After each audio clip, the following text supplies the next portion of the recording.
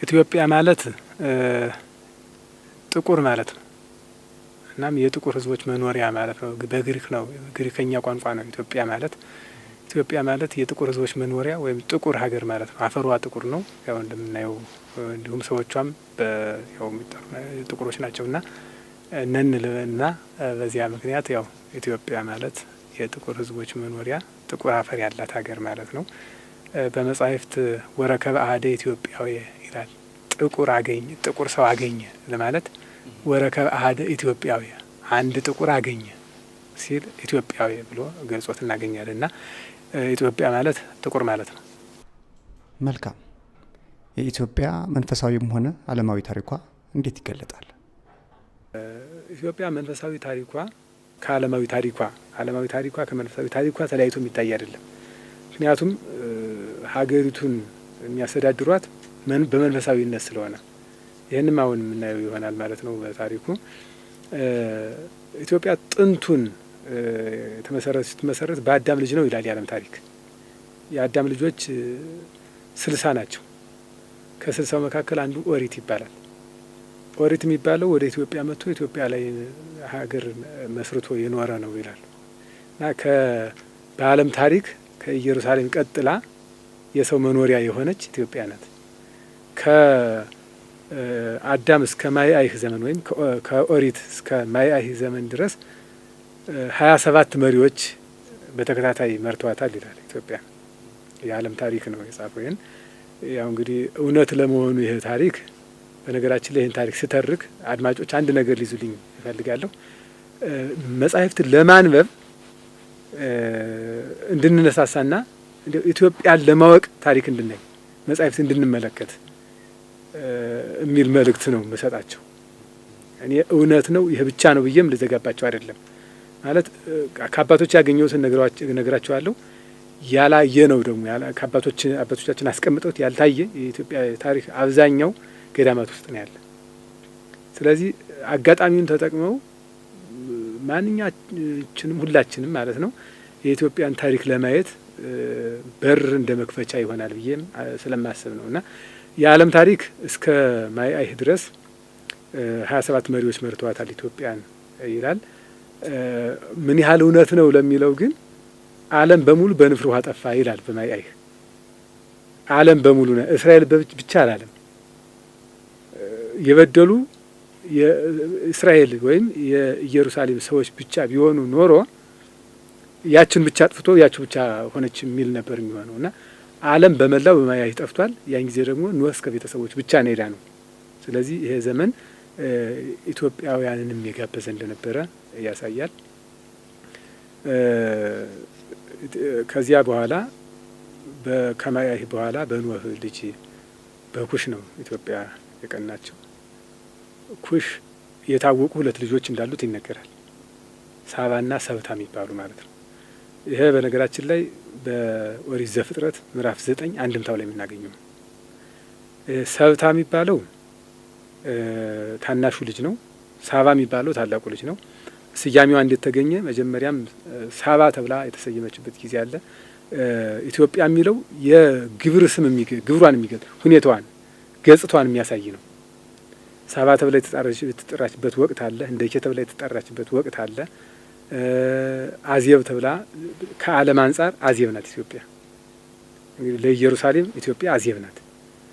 ከአቅጣጫዎቹ አንዱ ንዑስ ማዕዝን ነው አዜብና በእሱ ስያሜ አዜብ ተብላ የተጠራችበት ጊዜ አለ። እንዲሁ ደግሞ በአንዳንድ ታሪኮችም አቢሲኒያም ተብላ ነበር የሚሉ አሉ። ይህን እንግዲህ ያው ታሪኮችን እንዲሁ ማየት ነው። እና እነዚህ ኩሽ የወለዳቸው 2 ልጆች አንዱ ሳባ የሚባለው ከአክሱም አለፍ ብሎ ዛሬም ቤተ መንግስቱ ሳባ አለ። የንግስት ሳባ ቤተ መንግስት አካባቢ በስያሜው ስሙ ይጠራል፣ ሳባ ተብሎ ማለት ነው። ሰብታ የሚባለው ደግሞ አልፎ ጎንደር፣ ደቡብ ጎንደር አንዳ ቤት የሚባል ሰብታ ይሁዱ ያረፈበት ሰበታ ጊዮርጊስ ይባላል። ዛሬ ድረስ ሰበታ ጊዮርጊስ እየተባለ አካባቢው ይጠራል። እና በእነዚህ ነው ኢትዮጵያ የቀናቸው። ከዚያ በኋላ ብዙ ታሪክ አለ።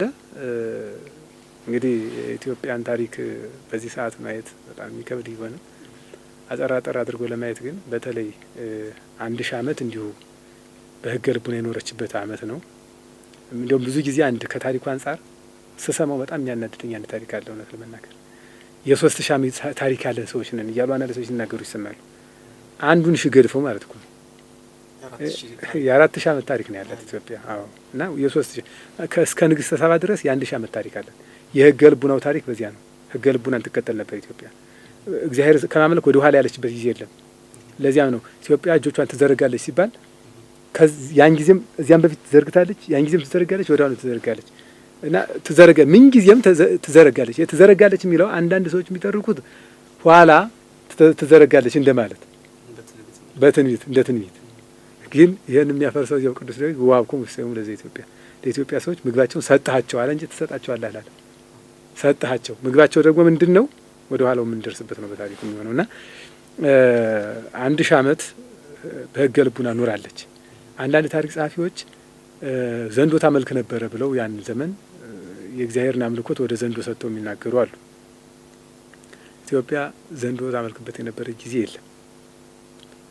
ምናልባት የጥናት ሲጽፉ እንግዲህ ያው ታሪክ በየቤቱ የሚባል ነገር አለ፣ በየደጁ ነው ይባላል ታሪክ እና እኔም ከጻፍኩት ታሪክ ነው፣ ያም ከጻፈው ታሪክ ነው፣ ያም ከጻፈው ታሪክ ነው እና የተጻፈው ሁሉ ግን እውነት አይደለም። መመዘን መመርመር ከመጽሐፍ ቅዱስ እይታ አንጻር ማየት ያስፈልጋል እና ምናልባት አሁን እንደው ይህንን ሰዎቹን ሐሰተኛ ላለ ማለት አንድ ነገር ብንጠቀም አሁን ዛሬ በተለያዩ አምልኮ የሚፈጸሙ ነገሮች አሉ። በክርስትና ውስጥ ነው፣ በሌላም እምነት ውስጥ ነው የሚያመልኩት ቆሌ ጨሌ እያሉ የሚሉት ማለት ነው።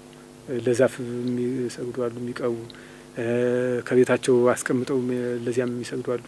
እንዲህ የሚፈጽሙት ነገር አለ። ያ ግለሰቦቹ የመሰረቱት የአንድ የሁለት ሰው የግለሰብ ታሪክ እንጂ ሀገሪቱን የሚወክል አይደለም። ስለዚህ በዚያ ዘመን ለዘንዶ ወተት እየወሰደ የሚሰጥ እያረደ የሚያበላ ቢኖር ሀገሪቱን የሚወክል አይደለም። ነገስታቱ የሚያመልኩት ሀገሪቱም መላው ሀገራዊ የሆነው ሃይማኖት ሕገ ልቡና ነው ነበር። ሕገ ልቡና ማለት እንዲያው ባጭሩ ለማሳየት ልቡናው በጎ ነው ያለውን ነገር ተከትሎ እግዚአብሔርን ማምለክ። የተጻፈ መጽሐፍ የለም። ባልተጻፈ ነገር ግን እግዚአብሔርን በልቡና በህሊና ማምለክ። መጽሐፍ የተጻፈ ሰው በመጽሐፍ በህሊናው መኖር ሲያቅተው ነው መጽሐፍ የተጻፈለት እንጂ ለመላእክት መጽሐፍ የላቸውም። ሰውም ያለ መጽሐፍ እግዚአብሔር ሊያገለግል ነው የተፈጠረው እና ከዚህ አንጻር ይሄ ዘመን በሕገ ልቡና እግዚአብሔር ስታገለግልበት የነበረ 1000 ዓመት አለት። በ1000 መጨረሻ በሁለተኛው መጀመሪያ አካባቢ ንግሥተ ሳባ ማክድ ይላታል ስሟን። እሷ በኢትዮጵያ ነገሰች። እጅግ ጥበበኛ ነበረች፣ በጣም ሲበዛ ጥበበኛ። ይህንም እንደው ለህሊናችሁ አንድ ነገር ልንገራችሁና ጥበበኛነቷን የምንረዳበት ማለት ነው። ሰው የሚፈልገው እሱን የመሰለለትን ሰው ነው። ሐናጺ ወይም መሐንዲስ ጓደኛ የሚያደርግ ማግኘት የሚፈልግ ስለ ህንጻ የሚያወራን ሰው ነው። ጸሐፊም ደግሞ ማግኘት የሚፈልግና የሚያደንቀው በጽሁፉ የወጣለት ጸሐፊ የሆነውን ነው ሊያደንቀው የሚፈልገው ሊጠይቀው የሚፈልገው ማለት ነው። ምሁር ሲያገኝ እንደዚሁ በተለያዩ እንዲሁ መጻሕፍት ዓለም በዜማ ዓለም በአቋቋም በድጓ በምንለው ሁሉ እሱን የመሰለውን ይፈልገዋል። እስመ ዓለም ያፈቅር ዲያሁ ዓለሙን ይወዳል እና ንግሥተ ሳባ በዓለም መሪ እሷን የመሰለላት ያገኘች ሰሎሞንን ነበር። ጥበበኛ እንደሷ ማለት ነው። ስትሄድ ጥበበኛነቷ በዘመኗ ሌባ አልነበር። ይህንን በጥበብ ይዘው ትኖር ነበር። ደግሞ በድንግልና የነገሰችው የእግዚአብሔር ሰው መሆኗ ስትሄድ በየመንገዱ በሀገራችን ነቢዩ ኢዮብ እንደተናገረው በዓለም የሌለ ወርቅ እንቁ አልማዝ ነበራት ኢትዮጵያ፣ ሉል ተንከራ የሚባል ይሄ ስለ ጥበብ ሲናገር ኢዮብ በምዕራፍ 28 ላይ የኢትዮጵያ ሉልም አይስተካከላትም ጥበብ ነው። እንግዲህ ተወዳዳሪ ሌላ የለም ማለት ነው። ሉል እንኳን ብሎ ማድነቅ ማለት አሁን ዛሬ በምናውቀው ወርቅ ይመስላል እገሌ እንላለን። እንዲያው ከወርቅ በላይ ነው የምንለው ደግሞ ይኖራል። ወርቅ ነው ጥሩ ብለን ስለምናስብ ማለት ነው። እና ሉል በዓለም ያለ ነገር ስለሆነ ብቸኛ ስለሆነ በዓለም ብቸኛ ስለሆነ ተወዳዳሪ የሌለው የኢትዮጵያ ሉልም አይስተካከላትም ይላል እና ያንን ይዛ ነው ሄደች ወደ ኢየሩሳሌም ስትሄድ በየመንገዱ እየዘራቸው ሄደች ይላል። እየዘራቸው የሄደችው ለምንድን ነው? አንደኛ ይሄ ግዙፍ ነገር ነው፣ ይከብዳል። እና ስንቋን ይዛም በየመንገዱ መብላት አለበት ሰራዊቱ አስከተላቸው የሄዳቸው ሁሉ ስትመጣ ስንቅ እንዲሆናት በየመንገዱ እየዘራቸው እየበተነች ኢየሩሳሌም ደረሰች። በምን ተማምና ነው? በዘመኗ ሌባ ስላልነበረ። ኢትዮጵያ በሌብነት አትታወቅም፣ በታማኝነት ትታወቃለች። እና እንዲህ እያደረገች እየዘራች ኢየሩሳሌም ደረሰች። ኢየሩሳሌም ሄደችና ሰሎሞንን በመጽሐፈ ነገሥት ምዕራፍ 10 ላይ ብዙ ጥያቄ ጠየቀችው ይላል። እሷ ያልጠየቀችው ጥያቄ እሱ ደግሞ ያልተረጎመላት የለም ይላል። ከዚያ መጨረሻ ላይ በትንታኔ እንግዲህ ከዚያ ያልጠየቀችው የለም ነው እንጂ ይህን ጠይቀው ይህን መለሰላት የሚል የለም። የታሪክ ጸሐፍት ይህን ሲጽፉ ምን ይላሉ? ኢትዮጵያ ተመሳሳይ አሁን ፎርጅድ የምንለው አበባ ለመጀመሪያ ጊዜ የተሰራው ኢትዮጵያ ላይ ነው። ያ ደግሞ ስልጣኔ የለበትም በምንለው በዚያ ዘመን ማለት ነው። ሰርታ ተመሳሳይ አበባ ሁለት አበባ አንዱ ተመሳሳይ አንዱ የእውነት አበባ ያዘችና ከእነዚህ አበቦች የተፈጥሮ አበባ የትኛው ነው ብላ ሰሎሞንን ጠይቀችው። ሁሉን ከመለሰላት በኋላ በዚህ ጊዜ ሰሎሞን መልስ አልነበረው። በነገራችን ላይ የሰሎሞን ጥበብ አድንቆ የሚሄድ እንጂ ሰሎሞንን ጠይቆ ሰሎሞንን መልስ የሚያሳጣ ከንግሥተ ሳባ ውጭ ሌላ ሰው የለም በዚያ ዘመን። ምክንያቱም ጥበቡ ከእግዚአብሔር የተሰጠው ነው። እናም ሰሎሞን ለሁሉም ነገር መልስ አለው።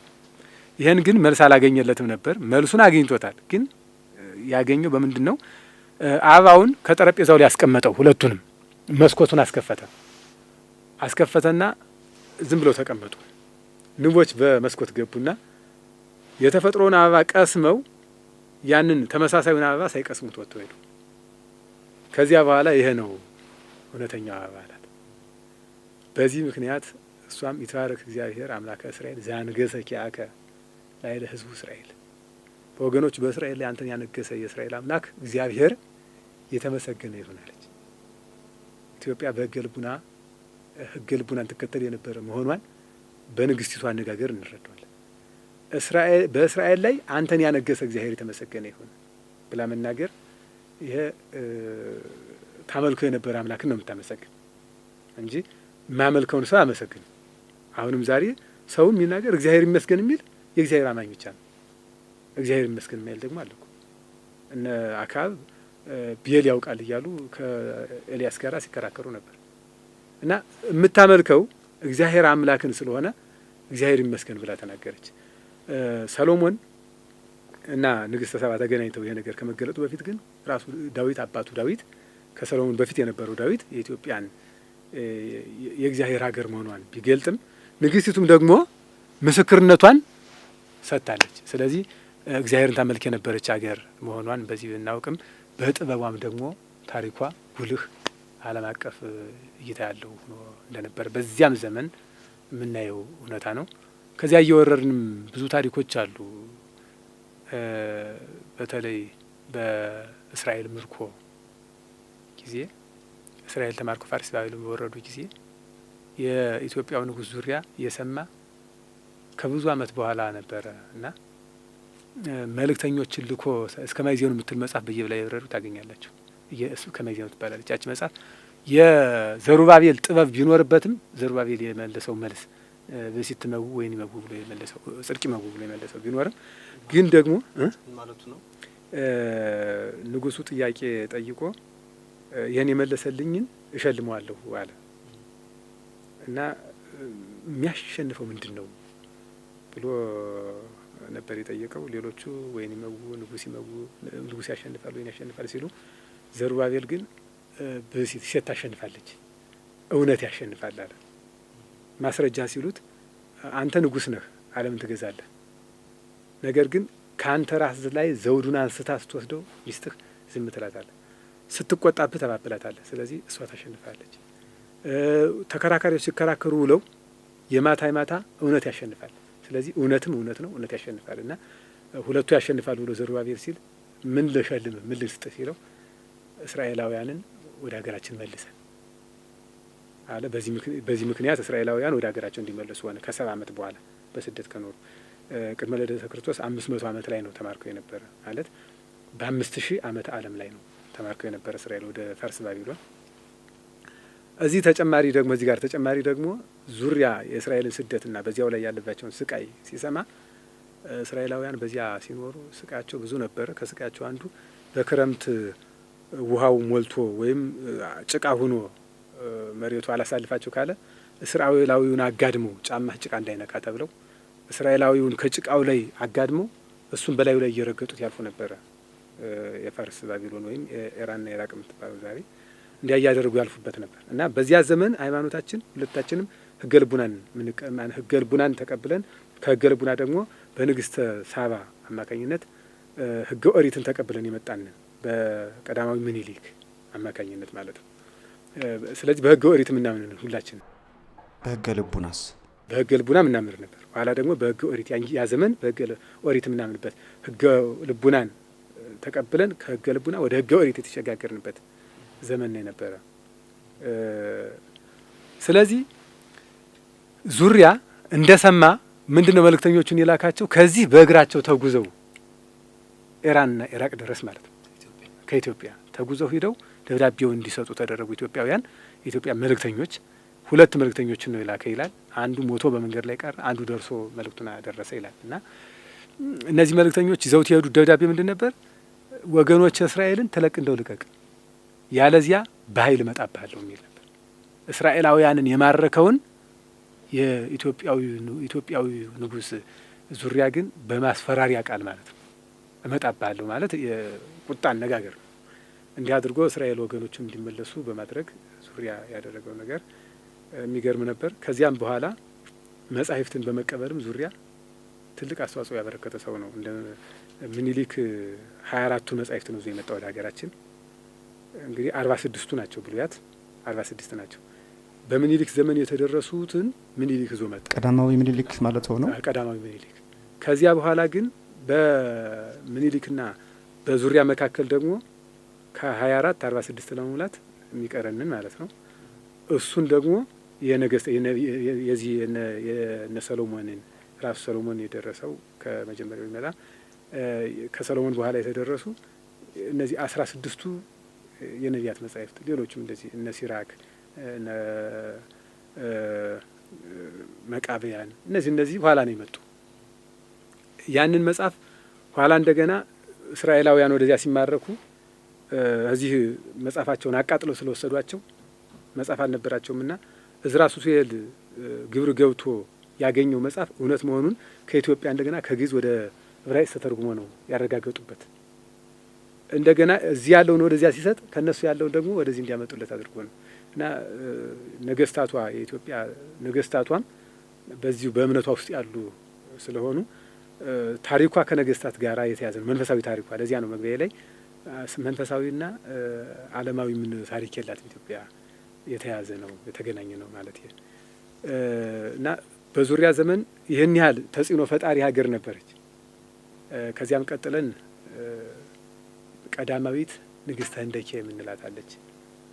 አሌክሳንድሪያ የምንለው እስክንድር ኃያሉ ታላቁ እስክንድር የምንለው እሱን በዓለም ነግሶ በጽር ላይ ተወልዶ ዓለምን ይገዛ በነበረበት ወቅት በሀገራችን ደግሞ ነግሳ የነበረች ደግሞ ቀዳማዊት ንግስተ ህንደኬ ትባላለች። ይቺ እንዲሁ ጥበበኛ ነበረች። በዘመኗ ስዕል የተስፋፋባት ንግስት ናት። የስዕል ስራ በኦሪት ዘጸአት ነው የምናገኘው። ኦሪት ዘጸአት ምዕራፍ 25 ላይ የኪሩቤል ስዕል እንዲሳል አድርጎ እግዚአብሔር የነገረው ማለት ነው። በዚህ ዘመን በኢትዮጵያ የስዕል ስራ ተስፋፍቶ ነበር በጣም ጌታ ከመወለዱ 250 አካባቢ አመት ከመወለዱ አስቀድሞ ማለት በዚህ አካባቢ የነበረች እንደሆነች ይነገርላታል። ይህን እንግዲህ እየቀደም ማረጋገጥ ነው ዓመተ ምሕረቱን ማለት ነው። እና ይቺ ንግስት በዘመኗ ስዕል አስፋፍታ ሀገሯን በነጻነት ትመራ ሳለ እስክንድር ታላቁ እስክንድር ወይም ኃያሉ እስክንድር ከተወለደበት ጀምሮ ከግሪክ ጀምሮ ማለት ነው እስራኤልን ያዘ እያለ ያው በአህጉር ደረጃ አፍሪካን ግብጽን በመያዙ ነው እንጂ ሙሉ አልገዛም። በተለይ እስያ፣ አውሮፓ የሚባሉ ሀገሮችን ይዟቸው ነበር በቅኝ ግዛት እና ግብጽ ላይ ሆኖ ወደ አፍሪካ መግባቱ ተሰማ። ግብጽ ላይ እንደመጣ ተዘጋጀች ንግስቲቱ። እሱ ደግሞ ከዚያ ሆኖ ደግሞ እስካሁን ድረስ በነጻነት የምትኖረዋን ሀገር መግዛት አለብኝ ብሎ አሰበ። እችም ኢትዮጵያ ናት እና ወደ ኢትዮጵያ እንደሚመጣ እሱ ለልማዱ የሚሰልል ራሱ ነው። ተርታ ልብስ ለብሶ ራሱ ይዞ ሰልሎ ከዚያ በኋላ ሰራዊት ጭኖ የሚሄድ ለውጊያ የሚሄድ እሱ ከሰለለ በኋላ ነው የሚሰልል ግን ራሱ ነው። እና ይህን ስትሰማ ንግስቲቱ ምን ላከች? ሰዓሊያንን ወደ ግብጽ። እነዚህ ሰዓሊያን አንዱ ሰዓሊ እሱኑ ራሱን እያየ እንዲስል፣ አንዱ ሰዓሊ ደግሞ የእሱን ስዕል ካለበት ሂዶ እንዲስል አድርጋ የወጣትነትና ያለበትን የእድሜ ደረጃ አገናዝባ ለማሳል ማለት ነው። አንዱ ከስዕሉ ስሎ መጣ፣ የእሱን ፎቶ በስዕል እያስቀመጠ ማለት ነው። አንደኛው ደግሞ ሰውየውን ቀጥታ በአካል በስዕል ይዞት መጣ። ከዚያ በኋላ በየጠረፉ ወታደሮቿን አስቀምጣ ያን ስዕል ሰጥታ አስቀመጠች።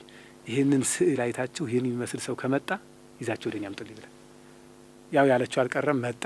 ሲመጣ ይዘው ወደ ንግስቲቱ አቀረቡት። ከንግስቲቱ ሲቀርብ ምን ታደርግ መጣ አለችው። አልደብቅሽም፣ አገርሽን በቅኝ ግዛት ልገዛ ነው የመጣሁት አላት። እሷም ወደ ማረፊያ ቤት ወይም ወደ እስር ቤት እንዲገባ ፈረደችበትና እስር ቤት ገብቶ እያለ ሰጋ፣ እንዳትገለው ደነገጠና ንግስቲቱን ማግኘት እፈልጋለሁ ብሎ መልእክተኛ ላከ። እፈልጋለሁ ማግኘት እነግርሻለሁ ብሏል ተባለች። ያው ማነጋገር ከፈለገ ግድ ነው፣ እንዲያገኛት አደረገችው። ንግስት አንቺ በዓለም ብቸኛ ጀግና ሴት ነሽ፣ እኔም የዓለም ብቸኛ ጀግና ንጉስ ነኝ አላት። ይህንን ተማመኑ። ሲተማመኑ እንግዲያ ጀግናነቴን ካመንሽ፣ ያንቺን ጀግንነት ካወቅሽ አትግደኝ፣ ጀግናን ጀግና አይገድለው ማለት ይልቁን ወደ ሀገሬ መልሽኝና ኢትዮጵያን በጀግንነቷ ለዓለም እንድናገር፣ የኢትዮጵያን ጀግንነት ያንቺን ትዕግስት ለዓለም እንድናገር ስደጅኝ፣ ወደ ሀገሬ መልሽኝ። እኔ ዓለምን ምገዛ ስለሆንኩ የኢትዮጵያን ጀግንነት በሄድኩበት ሁሉ እንድናገር ፍቀጅልኝ አላት። እንዲያውም እንግዲያ የኢትዮጵያ ማንነት በዚህ መታወቅ አለበት በሀዳጊ በቀልነት ብላ ልብሰ መንግስት አልብሳ በክብር ወደ ሀገሩ ተሸኝቶ እንዲሄድ አድርጋ እስከ ግብጽ ድረስ ሸኝታ ሰደደችው፣ ሳትገድል ማለት ነው። እሱም በሄደበት ሁሉ የኢትዮጵያን ጀግንነት የኢትዮጵያን አንድነት ወታደሮቿ ሳይከዱ እንደር ሳይሉ ለንግስቲቷ መጥተው ማቅረባቸውን ይህን እያደረገ ሲናገርላት እንደኖረ የታሪክ መዛግብት ይናገራሉ። በነገራችን ላይ ሃይማኖተ አበው አንድምታ መግቢያው ላይ አጋዚት ይላታል ኢትዮጵያን። አጋዚት አላት ይልና ታላቁ እስክንድር እንኳን አልገዛትም እና ይላል። አጋዚት ነጻ የሆነች ሀገር ወይም ነጻነቷን አስከብራ የምትኖር ሀገር ማለት ነው። እና ይህንን ሲያስቀምጡት ስንኳን ሌላው ታላቁ እስክንድር እንኳን አልገዛትም እና ይላል። እስክንድር ዓለምን የገዛ ነው ከኢትዮጵያ ውጭ። እና በነገራችን ላይ ኢትዮጵያ ሲባል በዚያ ዘመን እስከ ግብጽ ድረስ ነው። እስራኤላውያን ያለፉት በደብረ ሲና ወይም በሲና ተራራ አድርገው ነው ያለፉት።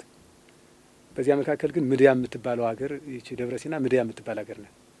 ምድያም ማለት ኢትዮጵያ ናት። በዚያ አነጋገር የሙሴ አማት ዮቶር ለሙሴ ጥበብን ሲያስተምረው ወይም የአስተዳደርን ስርዓት ያስተማረው ኢትዮጵያዊ ዮቶር ነው። ዮቶር ኢትዮጵያዊ አይደለም። በዚህ በደብረ ሲና አካባቢ ወይም በምድያም የሚኖር ሰው ነው። ግን የኢትዮጵያ ግዛት እስከዚያ ድረስ ስለነበረ ግብጽን ራሱ የገዛንበት ጊዜ ነበረ። ግብጽን ራሱ እኛ የመራንበት ጊዜ ማለት ነው። በዚያ ዘመን ከአፍሪካ የመጀመሪያው የሰው መኖሪያ የሆነችው ኢትዮጵያ ስለሆነች ከዚያ በኋላ እየሰፋ ስለሄደ ማለት ነው። ስለዚህ መሪነቱን አፍሪካን አንድ አድርጋ ትመራ የነበረበት ወቅት ስለነበረ ሙሴ ከግብጽ ወደ ኢየሩሳሌም ሲያልፍ በምድያም አድርጎ ሲያልፍ ከዮቶር አስተዳደር ሙሴ ለሁሉም ችሎት ይገኝ ነበር፣ ለሁሉም ሰው እና ጊዜ የለውም ነበረ። ህዝቡ የሚፈልገውን ፍትህ ያገኝም ነበረ ከሳት ጥበት አንጻር ማለት ነው። እና የምድያሙ ካህን ዮቶር ምን አድርጋለው? አንተ የበላይ ችሎት ሰሚ፣ የመጨረሻው ችሎት ሰሚ ሆን። ካንተ በታች በአሁኑ ራስ እንግዲህ እንደ ኢትዮጵያ አነጋገር ራስ ቢትወደድ፣ ቀኛዝማች፣ ግራዝማች የሚባሉ አሉ። ምንም ዛሬ በታሪክ ብቻ ቢሆንም ማለት ነው። እና እንደዚህ አይነት ሰይምና ከታች አንስቶ ከታች ሊቀር የሚችል ይኖራል። ይግባኙ እስካንተ ድረስ አድርገው እንጂ ሁሉን አንተ ልታገኘው አትችልም ብሎ ይህን ፍትህ ወይም አስተዳደር የነገረው ኢትዮጵያዊ ነው። ኢትዮጵያዊው ግን ስንለው ኢትዮጵያ ላይ የተወለደ ማለታችን የምድያም ሰው ነው። ያ ማለት የአፍሪካ ሰው ነው። እና ኢትዮጵያ የምትባለው ግዛቷ እስከ ግብጽ ድረስ የነበረ ስለነበረ በብዙ ነገር ያው ኢትዮጵያ የሚባለው አፍሪካን የሚወክልበት አነጋገር ጊዜ ነበረ።